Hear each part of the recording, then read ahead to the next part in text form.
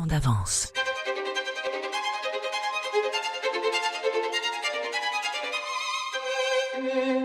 Le podcast des entreprises en mouvement. Troisième épisode de cette série dédiée à l'innovation et à la tech. On retrouve pour ce dernier épisode toujours avec nous Olivier Coste, entrepreneur, expert en stratégie sur les enjeux technologiques. Il a évolué aussi bien dans le secteur public que privé et il analyse avec acuité, il faut le dire, les défis de l'Europe dans la compétition technologique mondiale. Bonjour Ilan. Alors, tout le monde parle aujourd'hui de souveraineté technologique à l'échelle européenne, mais qu'est-ce qu'il faut finalement pour que l'Europe soit compétitive? Merci beaucoup. J'ai appelé ce bouquin L'Europe, la tech et la guerre parce qu'il y a un lien ultra fort entre l'innovation technologique et la guerre. Vous regardez la première révolution industrielle, elle démarre en Angleterre en 1800 et 40 ans plus tard, les bateaux à vapeur anglais écrasent la Chine et imposent à la Chine d'acheter l'opium anglais. Et la Chine va ensuite en spirale négative pendant 100 ans. C'est une catastrophe pour la Chine. Le fait d'avoir manqué la révolution industrielle l'a totalement déstabilisé et conduit à ce qu'ils appellent les 100 ans d'humiliation. La deuxième révolution industrielle, c'est le moteur à explosion qui démarre en Allemagne et en France en 1900, et c'est la clé de la Deuxième Guerre mondiale.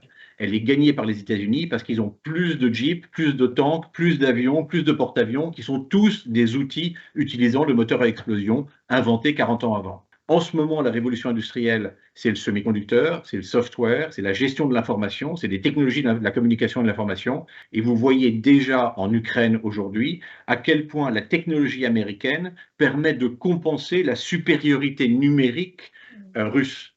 Donc, la clé de la guerre, la clé de la souveraineté, la clé de la sécurité, la clé de l'indépendance, c'est aujourd'hui la tech, non seulement pour la croissance économique, mais aussi pour les armes de guerre, pour la gestion d'un théâtre militaire et pour notre sécurité. Ce n'est pas seulement l'arme nucléaire et quelques tanks et quelques avions qui vont nous assurer notre sécurité, c'est de plus en plus le software, les semi-conducteurs, l'intelligence artificielle, et je peux donner plein d'exemples d'applications dans un théâtre de guerre des technologies modernes qui bouleversent absolument tout ce qu'on a connu depuis la Deuxième Guerre mondiale. D'autant plus que la forme de la guerre a tendance à changer. C'est-à-dire qu'on n'est plus dans une guerre d'armée, j'allais dire, conventionnelle. On a de plus en plus d'acteurs de la menace totalement différents et avec j'allais dire, un champ de bataille qui se déploie de plus en plus sur le numérique. Vous avez déjà des câbles sous-marins qui sont coupés par les Russes dans la mer Baltique ou par les Chinois. Vous avez, par exemple, ce qui est fascinant pour moi, c'est qu'un tank qui coûte 30 millions de dollars, en gros 30 millions d'euros, avec un drone à 200 euros, vous le détruisez. Pour peu que le drone ait un peu d'AI, de reconnaissance visuelle et une bombinette dedans. Donc, c'est un truc qui n'a jamais existé depuis l'apparition du char en 1918. Vous détruisez un char avec certitude avec un drone à 200 dollars. Je vous promets que vous n'envoyez plus vos chars sur un champ de bataille quand vous avez en face des milliers de drones qui sont en train d'être fabriqués par les Chinois et par les Russes. Donc, vous avez un profond changement de la technologie pour la guerre qui rend indispensable d'être autonome en matière de technologie. Or, l'Europe dépend totalement des États-Unis. On n'a pas de solution de semi-conducteurs performante, on n'a pas de software, on n'a pas de operating system, on n'a pas d'IA par rapport à ce qu'ont les Américains, on n'a pas de système satellitaire, on n'a pas de renseignement, on n'a pas d'écoute. Tout ça est dans les mains des Américains ou des Chinois. Et ce qui devient extrêmement intéressant en ce moment, c'est que on se retrouve potentiellement, je dis potentiellement, mais la gestion de la guerre, c'est la gestion du risque. Le risque existe d'avoir une Russie totalement équipée de technologies chinoises infiniment supérieures à ce qu'on a en Europe, et l'Europe perdre accès aux technologies américaines dont on dépend complètement depuis 80 ans. Et ça serait une situation absolument catastrophique en matière de défense pour l'Europe. On ne serait même pas capable de défendre la Pologne, l'Allemagne, voire plus. Il faut absolument qu'on retrouve notre autonomie technologique. Aujourd'hui, l'Europe est comme si elle avait décidé d'investir dans la machine à vapeur en 1900 et de laisser aux Américains et aux Japonais le développement des chars, des tanks et des avions. Donc, vous voyez bien l'impact que ça a de ne pas avoir de tech. Donc, il faut changer ça. Pour changer ça, il y a deux voies. La première, c'est ce que j'appelle le rattrapage technologique. Le rattrapage technologique, c'est ce qu'a fait, par exemple, De Gaulle ou Pompidou avec l'énergie nucléaire, avec Airbus, le Concorde, avec le lancement de grands programmes de télécom. Toutes ces technologies avaient été développées aux États-Unis dans les années 30, 40 et 50. L'Europe avait un retard considérable. On savait quelle technologie développer, on savait qu'il y aurait un marché, et donc on a développé des champions nationaux pour rattraper la technologie américaine. Ça, c'est de la politique industrielle qu'on doit faire à l'échelle européenne pour avoir la surface. Et on doit effectivement mettre des moyens à la manière des politiques pompidoliennes des années 60 et 70 sur des champions européens, sur des marchés européens, mais uniquement là où il y a un rattrapage à faire. Maintenant, ça, c'est juste du rattrapage, là où on sait ce qui va marcher. Mais pour tout ce qui est disruptif, innovant, qui n'existe pas encore aujourd'hui, dont on ne sait pas ce qui va apparaître demain, il faut restaurer la profitabilité de l'investissement privé. Ce n'est pas de l'argent public, ce n'est pas des choix publics, c'est faire comme aux États-Unis et en Chine, que l'argent privé devienne super rentable, même en investissant à des niveaux de risque très élevés. En gros, il faut pouvoir investir des centaines de millions ou des milliards sur des projets qui plantent à 80-90%. Mais de temps en temps, il y en a un qui marche et ça génère un Nvidia avec 3 000 milliards ou 2 000 milliards, ou un Tesla qui vaut, je ne sais plus, 500 milliards ou 600 milliards. Il faut avoir de temps en temps un énorme succès et énormément d'échecs. Et ça, pour le moment, c'est impossible à cause du droit du travail. Donc, pour restaurer cette profitabilité, il faut changer le droit du travail, comme on l'a évoqué dans l'épisode précédent. Alors justement, j'y viens. L'un des points clés, je reviens sur ce rapport parce qu'il est quand même central, et vous y avez contribué aussi, sur ce rapport Draghi, c'est que l'Europe, dans ce que je comprends et de ce que vous dites, c'est que l'Europe doit accepter de prendre plus de risques pour encourager l'innovation, non seulement en termes de financement, mais aussi, j'allais dire, en termes peut-être d'état d'esprit. Et justement, qu'est-ce que cela implique concrètement de prendre plus de risques? Est-ce que c'est un changement de culture ou c'est un changement de cadre réglementaire, ou les deux peut-être? Je me bats contre l'idée qu'il y a un problème de culture du risque en Europe. Je n'y crois pas. Et je n'y crois pas pour deux raisons. J'ai d'abord managé les ingénieurs aux États-Unis et en Europe. Et je vous promets, mes ingénieurs américains, ils n'étaient pas plus ouverts à la prise de risque, plutôt beaucoup moins que les ingénieurs européens. Donc la culture du risque, je ne l'ai jamais rencontrée dans les équipes d'ingénieurs que j'ai eu à manager aux États-Unis. La deuxième raison pour laquelle je n'y crois pas, c'est que il y a 100 ans, il y a 200 ans, on avait la même culture en Europe et on était les rois du monde en matière d'innovation. La première révolution industrielle, la deuxième révolution industrielle, elles se sont faites par des prises de risques considérables en Angleterre, en Allemagne, en France, en Italie. Nous avons la même culture, la même éducation, les mêmes religions, les mêmes systèmes de valeurs que nos grands-parents ou nos arrière-grands-parents. Il n'y a pas de problème de culture en Europe. En revanche, il y a un gigantesque problème de profitabilité de la prise de risque. Si ça n'est pas profitable de prendre des risques, eh ben vous êtes formé à ne pas prendre de risques parce que c'est débile. Donc vous ne prenez pas de risques. Et au bout de 30 ans, dans les grandes entreprises, à ne pas prendre de risques, ben vous êtes habitué à ne pas prendre de risques. Mais ça se change. Vous restaurez la profitabilité de la prise de risque et vous avez tout d'un coup des dirigeants d'entreprise qui vont en prendre parce que c'est rentable, parce que ça vaut le coup, parce qu'ils font un projet qui marche et qui devient super rentable. Et du coup, on leur dit, bah, recommence. Et ça c'est comme ça que ça marche aux États-Unis. Les gens, ils rêvent de monter des projets comme Nvidia ou comme OpenAI en ce moment parce qu'ils voient leurs copains qui travaillent pour ces boîtes-là. Donc, c'est viral. Tout le monde en parle. Tout le monde a envie de faire la même chose. Personne ne fait ça en Europe. Mais vous donnez la profitabilité de la prise de risque, pouf, le truc redémarre. L'innovation va revenir. Il y a tout ce qu'il faut en Europe. Il y a les bons ingénieurs, il y a les bonnes startups, il y a les bonnes infrastructures, il y a la sécurité juridique, il y a la stabilité politique. C'est le rêve d'investir en Europe, si c'était profitable. Donc, vous ramenez l'eau dans le champ, tout pousse.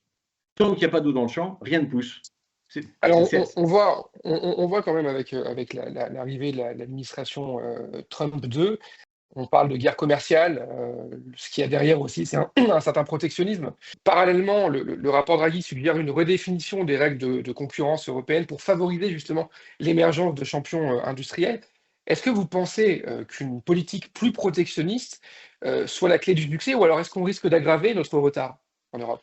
Les pays asiatiques des 40 dernières années, Taïwan, Corée du Sud, Japon dans une certaine mesure, sont d'excellents exemples de bon dosage d'ouverture et de protectionnisme. Il faut un dosage intelligent pour que vous puissiez protéger un peu le démarrage d'une industrie, mais qu'elle soit suffisamment ouverte sur le reste du monde pour bénéficier du marché mondial et notamment du marché américain, pour avoir les effets d'échelle pour financer toute la recherche et développement nécessaire. Donc il faut un peu de protectionnisme de temps en temps, il faut beaucoup d'ouverture aussi, et il faut une capacité à gérer ces équilibres de manière extrêmement intelligente. Et encore une fois, les pays asiatiques ont brillamment réussi ça ces 40 dernières années. Vous avez en Corée, au Japon, un peu moins au Japon, mais en Corée et à Taïwan, des leaders de la tech qui ont été remarquablement favorisés par leur système public. On pourrait s'en inspirer, on n'a pas réussi à faire la même chose ces 40 dernières années en Europe. Donc, l'autre argument que vous utilisiez tout à l'heure, c'est le droit de la concurrence. Ça, franchement, c'est du pipeau absolu. On n'a jamais empêché aucune fusion de boîtes de tech en Europe. J'ai géré la fusion de Alcatel Space et Alenia Spazio qui crée le leader européen de l'espace, aucun problème avec la Commission européenne. J'ai géré avant la création de Airbus en tant que société intégrée avec d'un côté les Allemands DASA et de l'autre Aérospatiale et Matra. On crée un géant mondial unique en Europe, aucun problème avec la Commission européenne. On n'a jamais bloqué de leaders de la tech. L'Europe en a bloqué ailleurs dans des cas comme Siemens Alstom qui n'était peut-être pas très malin, mais en tech, jamais. Donc on n'a aucun problème de droit de la concurrence en Europe en ce qui concerne la création de leaders de la tech. Mais pour revenir à votre premier point, la question du dosage subtil entre ouverture au marché mondial pour être compétitif, pour avoir accès au marché mondial et avoir l'échelle nécessaire pour financer des développements, tout en gardant une petite dose de protection quand c'est nécessaire pour faire du rattrapage technologique de temps en temps, c'est un truc assez subtil que les pays asiatiques ont bien réussi et dont on pourrait s'inspirer. Donc subtilité et trouver le bon dosage. On va terminer peut-être sur un exercice d'anticipation. Si vous deviez mettre en place 3 mesures immédiates pour relancer l'innovation en Europe de manière très synthétique, quelles seraient-elles? La première, sans aucune hésitation, c'est le cœur de mon action en ce moment, avec quelques amis pour aider, c'est de modifier le droit du licenciement, d'appliquer en Europe le droit danois ou le droit suisse du licenciement, qu'on appelle la flexisécurité, pour tous ceux qui gagnent plus de 50 000 euros par an. Premier truc à faire immédiatement. Le deuxième truc à faire, c'est de réduire très massivement les aides publiques aux industries historiques. Il y a un pognon, mais dingue, qui va à aider l'industrie automobile, l'industrie pétrolière, l'industrie énergétique en général, qui sont des industries immatures et qui pourraient vivre sans. En revanche, cet argent public, il serait beaucoup mieux utilisé en étant orienté vers des développements technologiques sur lesquels l'innovation est risquée. En soutien de financement privé, pas pour provoquer ou pour susciter des trucs, mais en soutien.